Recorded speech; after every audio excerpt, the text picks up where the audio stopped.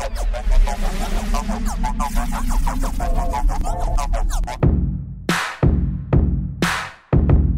name is Bronwyn Turei. I am a trained actress, and my biggest credit is playing a character called Cody, the lead role in a TV series called Go Girls. Amy, Britta and Cody. We all go way back. The last time, leave Kev alone and quit stalking him! I swear, in a year I will be married to a fantastic guy I haven't met yet.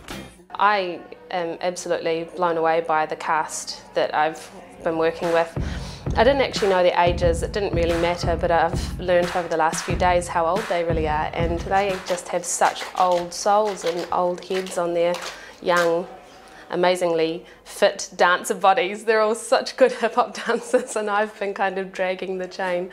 When you have your own ideas about the way that you grew up and the way that your world has worked, you don't know about other people's stories, and you know, if there were people that were bullies in your life, you don't think about the other side, why they're bullies. And I've heard a lot of stories from these guys that has made me see everything in a whole new light. I've just gone home each night feeling very blessed. When I was growing up, my mother was very sick. When I was 11, she was diagnosed with bipolar, which was called manic depression back then, and borderline personality disorder. And she tried to commit suicide quite a few times while we were growing up. And I was the eldest, so I was sort of looking after my brother and sister. She didn't succeed, thank goodness, but a few years later, when I was about 15, she tried again, and it was quite a severe attempt. And she was sent to the hospital where she had a psychotic episode and tried to burn her hospital room down. And because of that, they had to send her to a psychiatric prison instead of proper care. And because of that, because it was a criminal offence, it was printed in the local paper.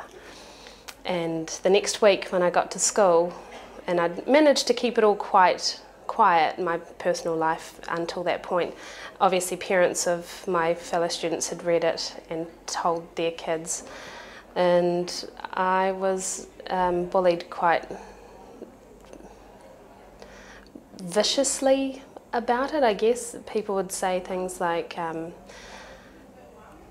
your mum must not love you enough if she wants to kill herself, or what did you do to make her want to kill herself, or your mum's crazy, are you crazy?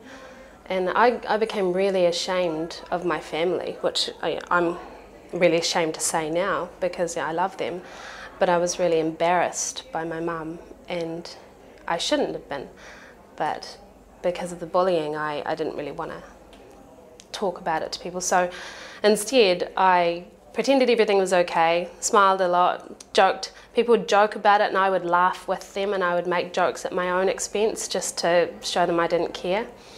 But at home I was actually really depressed, and because Mum wasn't there to talk to, I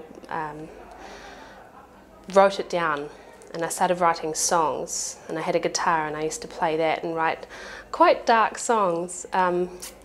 But then I started channeling it to mean something else, and the Rock Quest, which is a local band's performance, they get together and it's like a competition here, and our band in fifth form entered, and I wrote a song about suicide in general, but about an idea of a boy and a girl, and they're both going through different things, and they're both thinking about choosing that.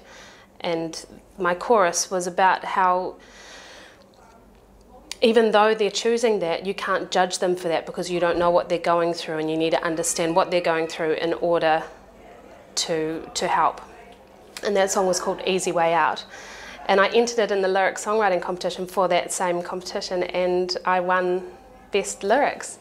And I thought, okay, maybe I've got something here, maybe I could do something. So I stopped squirreling all my songs away and I actually started bringing them to the band and performing more, and Yeah, I've always get really nervous when I perform and sing, but that's because I'm putting a chunk of my heart out there every time I do. So if it can just help one person, then I'm going to keep doing it.